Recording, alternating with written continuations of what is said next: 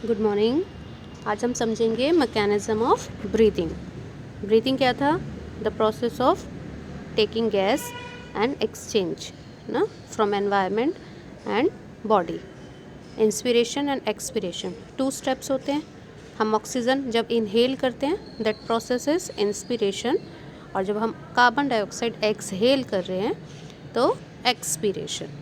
ठीक है, ऑक्सीजन अंदर लेना इंस्पिरेशन, ऑक्सीजन बाहर निकाल, कार्बन डाइऑक्साइड बाहर निकालना expiration. Okay, the movement of air into and out of the lungs is carried out by creating a pressure gradient. Pressure gradient क्या होता है? प्रेशर का डिफरेंस है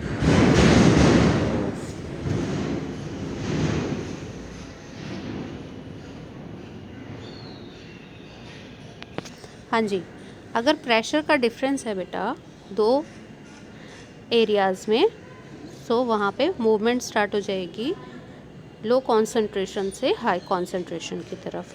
ठीक है, तो हमें लंग्स के अंदर ऑक्सीजन लानी है, तो अंदर ऑक्सीजन का लेवल प्रेशर कैसा होना चाहिए? कम होना चाहिए एज़ कम्पेयर टू एटमॉस्फेयर। ठीक है, तो ये याद रखना है कि हमारी बॉडी के अंदर ऑक्सीजन का आना या बॉडी से बाहर कार्बन डाइऑक्साइड का जाना किसकी वजह से है? द रीज़न क्या है? Pressure gradient. ठीक है, प्रेशर का डिफरेंस है दो सराउंडिंग्स में, दो अलग अलग में, तो वहाँ पर चेंज होगा।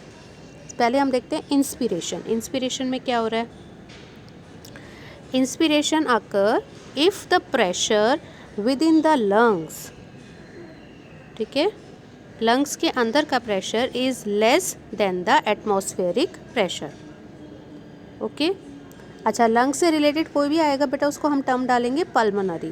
तो लंग्स के अंदर हो गया इंट्रा पल्मोनरी। ठीक है, अगर बाहर होता तो एक्स्ट्रा पल्मोनरी। ठीक है, आउटर साइड का। तो हम अभी लंग्स के कौन से प्रेशर की बात कर रहे हैं? अंदर। तो लंग्स के अंदर इंट्रा पल्मोनरी प्रेशर कैसा है? कम है। किससे? एटमॉस्फेरिक प्रेशर से। ठीक है, यानी प्रेशर को जब हम दिखा रहे हैं कि लंग्स का प्रेशर कैसा है, तो हमें उसके साथ माइनस साइन लगाना है कि वो कम है, नेगेटिव प्रेशर है। ओके, और एक्सपिरेशन कब होगा? हमारे अंदर कार्बन डाइऑक्साइड ज़्यादा है एज़ कम्पेयर टू एनवायरनमेंट, तो हम कार्बन डाइऑक्साइड अंदर से बाहर आएगी। ठीक है, तो एक्सपायरेशन कब होगा? जब हमारे अंदर प्रेशर ज़्यादा होगा लंग्स में, इंट्रा पल्मोनरी प्रेशर हायर होगा देन द एटमॉस्फेरिक प्रेशर। ठीक है, तो ये आपको याद रखना है। कार्बन डाइऑक्साइड का प्रेशर अंदर ज़्यादा है, ऑक्सीजन का प्रेशर बाहर जाता है। ठीक है, अच्छा, अब ये लंग्स से ऑक्सीजन या कार्बन डाइऑक्साइड को मूव करने के लिए, सपोज़ बैलून है, हम कहते हैं ना लंग्स हमारा बैलून की तरह है, तो उसके अंदर एयर अगर आपको फिल करनी है तो आपको थोड़ा प्रेशर से डालना पड़ता है ना। आप बेशक बैलून फिल करने के लिए कोई मशीन यूज़ करिए, ये पंप यूज़ करिए, तो भी उसमें प्रेशर लगाएगा तो अंदर जाएगा, है ना। और बैलून से एयर बाहर रिलीज़ करनी है तो भी उसको थोड़ा सा प्रेस करेंगे तो बाहर आएगा, है ना। तो मूवमेंट कराने के लिए, और जैसे बैलून है फ्लेक्सिबल है, मूव कर सकता है, ऐसे ही हमारे लंग्स मूव कर रहे हैं, और उनको हेल्प करने के लिए क्या है? मसल्स हैं। ठीक है, डायाफ्राम है, very good, diaphragm and specialised set of muscles external and internal. ठीक है, इंटरकोस्टल्स रिब्स के बीच में। ओके, तो कौन कौन हेल्प कर रहा है? हेल्पर कौन कौन है? Diaphragm, then muscles between the ribs external and internal. ठीक है, रिब्स के बीच की जो मसल्स हैं या रिब्स के साइड में जो मसल्स हैं वो, और डायाफ्राम, ये सब हेल्प करती हैं प्रेशर मेंटेन करने के लिए, प्रेशर ग्रेडियंट बने जिसकी वजह से मूवमेंट हो। डायाफ्राम जब लंग्स की तरफ, अंदर की तरफ मूव कर रहा है तो वो प्रेशर डाल रहा है लंग्स को कि वो ऑक्सीजन, कार्बन डाइऑक्साइड को बाहर रिलीज़ करे। और जब हम ऑक्सीजन इनहेल करना चाहते हैं तो लंग क्या होता है? नीचे की तरफ मूव करता है। ओके, तो वो वॉल्यूम को कम ज़्यादा कर पाता है। कॉन्ट्रैक्शन एंड रिलैक्सेशन, ठीक है, डायफ्राम का इंक्रीज़ करता है वॉल्यूम या डिक्रीज़ करता है। कौन सी वॉल्यूम? थोरेसिक चैम्बर की volume. Okay, what is thoracic chamber? Thorax का चैम्बर। लंग्स कहाँ पर प्रेजेंट है? थोरेसिक चैम्बर में। ये चैम्बर किससे बना है? चैम्बर मतलब कोई चार दीवारी होनी चाहिए ना, तो आसपास चारों जगह क्या क्या चीज़ें थी? रिब्स, आगे रिब्स अटैच होती है कौन सी बोन से? स्टर्नम। बैक में कौन सा होता है? बैकबोन, है ना, और नीचे क्या है? डायाफ्राम। ओके, तो इनसे कंट्रोल करके जो थोरेसिक चैम्बर है उसकी वॉल्यूम को इंक्रीज़ या डिक्रीज़ किसकी वजह से हो सकता है? डायाफ्राम की वजह से।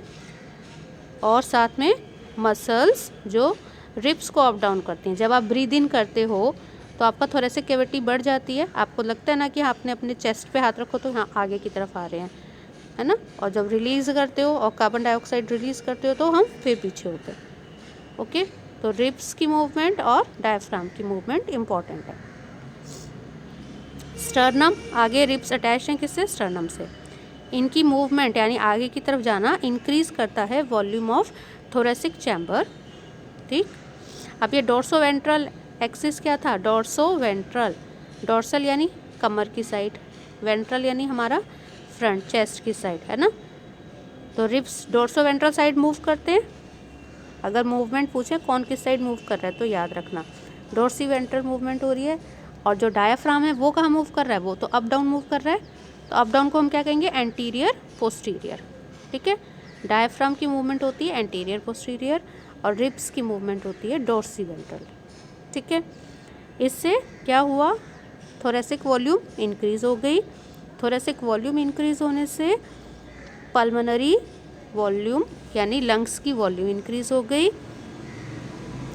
लंग्स की वॉल्यूम ज़्यादा हो गई तो उसके अंदर जो प्रेशर था वो लेस हो गया।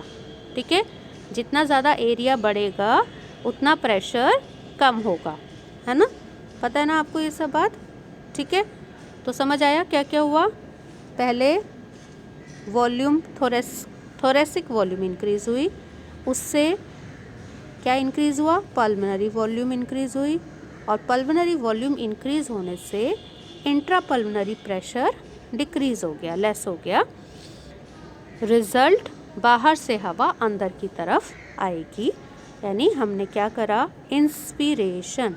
ओके, इंस्पिरेशन हो गई, लंग्स में मूवमेंट हो गई, बाहर से अंदर की तरफ आ गई। ओके बेटा, चलिए इसका डायग्राम एक बार आपको दिखा दें। हाँ जी, ये वाला डायग्राम है, देखिए डायफ्राम कॉन्ट्रैक्ट कर रहा है यानी डायफ्राम नीचे मूव करा, और रिब्स एंड स्टर्नम बाहर की साइड मूव करे, उससे अंदर स्पेस ज़्यादा हो गई, वॉल्यूम इंक्रीज़ हो गई। वॉल्यूम इंक्रीज़ होने से लंग्स की वॉल्यूम यानी पल्मोनरी वॉल्यूम भी इंक्रीज़ हो गई, और जो प्रेशर था अंदर इंट्रा पल्मोनरी प्रेशर वो डिक्रीज़ हो गया, यानी बाहर का प्रेशर ज़्यादा है अंदर का प्रेशर कम है, इसलिए बाहर से अंदर हवा आ रही है। तो ये हम क्या कर रहे हैं? जब बाहर से हवा अंदर गई, मूवमेंट इन हो गई, इनसाइड जा रही है ना, तो डैट इज़ इंस्पिरेशन। ओके, चलिए अब हम देखते हैं इसका उल्टा होगा जब हमें बाहर रिलीज़ करनी है। ठीक है, जब बाहर रिलीज़ करनी है तो क्या हो रहा है? अभी डायफ्राम क्या कर रहा था? कॉन्ट्रैक्ट कर रहा है, तो उसका कॉन्ट्रैक्शन का अपोजिट क्या है? रिलैक्सेशन। ठीक है, रिलैक्स करेगा। तो अब यहाँ से हमारा स्टार्ट हो गया एक्सपीरेशन का, कि रिलीज़ करने का। ठीक है, relaxation of diaphragm and intercostal muscles return the diaphragm and sternum to their normal position, यानी ये वापस इसको ऊपर की तरफ पुश कर रहे हैं, रिब्स स्टर्नम वापस अंदर की साइड आ रहे हैं। अब ये वापस अंदर आया तो उससे क्या होगा? थोरेसिक वॉल्यूम कम हो जाएगी, थोरेसिक वॉल्यूम कम होगी तो पल्मोनरी वॉल्यूम भी कम होगी, और उनके कम होने से जैसे ही वॉल्यूम कम होगी प्रेशर अंदर ज़्यादा हो जाएगा, इंट्रा पल्मोनरी प्रेशर इंक्रीज़ हो जाएगा। ठीक है, तो क्या क्या हुआ? पहला स्टेप हुआ रिलैक्सेशन ऑफ मसल्स। ठीक है, मसल रिलैक्स करने से क्या हुआ? थोरेसिक कैविटी कम हो गई, देन पल्मोनरी वॉल्यूम कम हो गई, उसके बाद इंट्रा पल्मोनरी प्रेशर इंक्रीज़ हो गया। और ये जब भी इंक्रीज़ या डिक्रीज़ कर रहे हैं तो हम कंपेयर किससे कर रहे हैं? एटमॉस्फेयर से। ठीक है, एटमॉस्फेरिक प्रेशर से। एटमॉस्फेरिक प्रेशर से अंदर का प्रेशर ज़्यादा है, तो बाहर अंदर से एयर बाहर रिलीज होगी. Okay. The expulsion of air, expulsion मतलब बाहर आना, from the lungs, that is अब क्या कहेंगे इस प्रोसेस को हम, एक्सपायरेशन हो गया. ठीक है.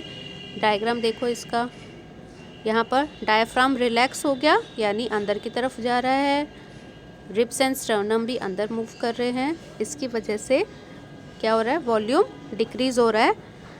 ठीक है. वॉल्यूम डिक्रीज हुआ तो इंट्रा पल्मोनरी प्रेशर डिक्रीज हुआ, इंक्रीज हो गया, अंदर प्रेशर ज़्यादा हो गया, जिसकी वजह से एयर बाहर मूव करेगी. ओके. और हमने क्या करा, सांस बाहर छोड़ी, कार्बन डाइऑक्साइड बाहर रिलीज करी, डैट इज़ एक्सपायरेशन. ओके. अब हमें इनकी मसल्स हेल्प कर रही हैं, इंस्पिरेशन एंड एक्सपायरेशन. ठीक है. इसके अंदर रिब्स की जो मसल्स हमने बात करी, स्टर्नम को मूव कर, इंटरकोस्टल मसल्स, डायफ्राम, उसके अलावा कुछ एब्डोमेन की मसल्स भी होती हैं, एडिशनल कुछ हैं जो हमें हेल्प करती हैं. ठीक है. अब नॉर्मल ब्रीदिंग स्पीड कितनी है, कितना ब्रीथ करते हो, 1 मिनट में 12 to 16 टाइम. एक नॉर्मल ह्यूमन ब्रीथ करता है 12 to 16 टाइम्स पर मिनट. द वॉल्यूम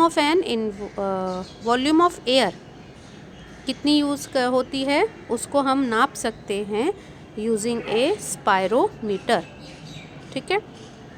अब बात करते हैं वॉल्यूम की, कितनी एयर अंदर आती जाती है. इसके लिए जो टर्म्स हैं, अगर किसी को लंग्स में डिजीज़ है या सांस की तकलीफ़ है, डॉक्टर के पास जाते हैं तो वो जब चेक करते हैं कितनी एयर आ रही है, उसको लिखते हैं उन क्या क्या टर्म्स होती हैं. ठीक है. Tidal volume, volume of air inspired और expired during a normal respiration.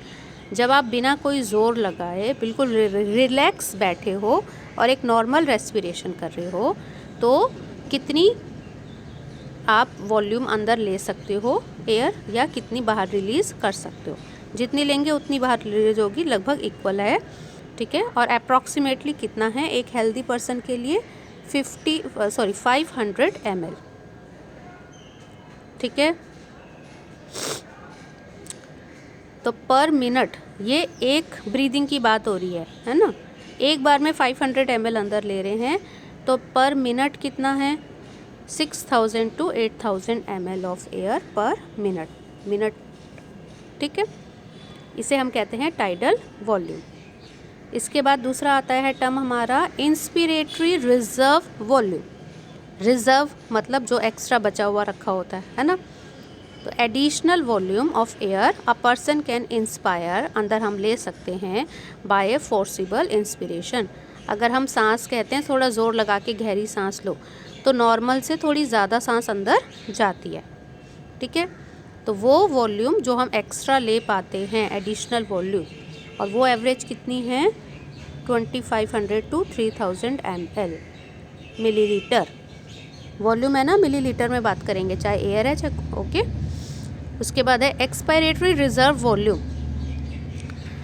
अगर हम ज़ोर लगा के सांस छोड़ रहे हैं, एक्सपायर कर रहे हैं, तो हम कितनी एक्स्ट्रा बाहर रिलीज़ कर सकते हैं. जो नॉर्मल कर रहे थे 6000 to 8000 ml चल रहा था ना, उससे एक्स्ट्रा कितना कर सकते हैं, 1000 to 1100 ml एक्स्ट्रा एक्सपायर कर सकते हैं.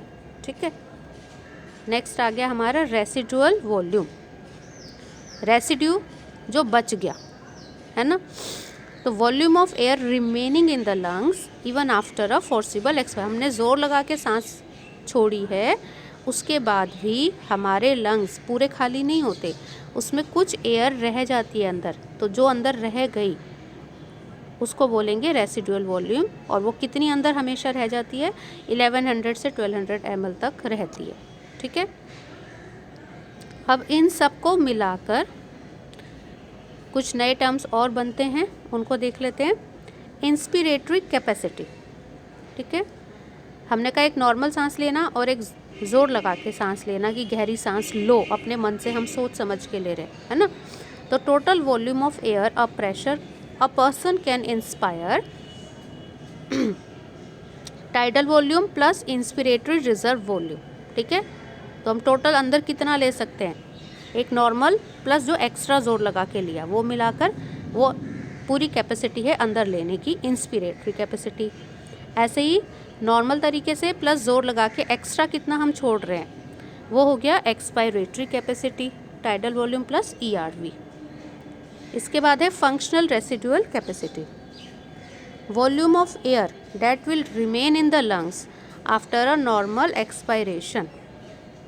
ठीक है, नॉर्मल सांस छोड़ने के बाद कितनी हवा रहेगी, जोर लगा के छोड़ा था तो रेसिडुअल वॉल्यूम थी, अब बिना जोर लगाए छोड़ेंगे तो ERV प्लस RV।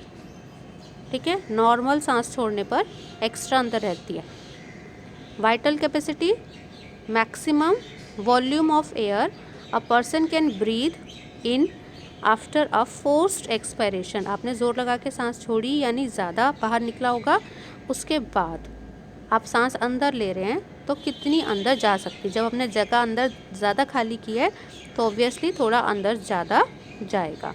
ठीक है, तो इसके अंदर हमें तीनों चीज़ ऐड करनी है, ERV plus TV plus IRV। Okay, और लास्ट है हमारा टोटल लंग कैपेसिटी। ये क्या है, total volume of air accommodated in the lungs at the end of a forced inspiration. जोर लगाकर जब हमने सांस लिया और कुछ उसमें ऑलरेडी बची हुई भी थी, वो सब मिलाकर लंग के अंदर टोटल कितनी वो कैपेसिटी है, टोटल कितनी वॉल्यूम आती है, उसको बोलते हैं टोटल लंग कैपेसिटी। ठीक है, अब बेटा इसको पढ़िए समझिए ओके अच्छे से, और वो डायग्राम भी बनाएंगे इंस्पिरेशन एक्सपिरेशन का। चलिए ठीक है, इसके आगे हम बाद में डिस्कस करें।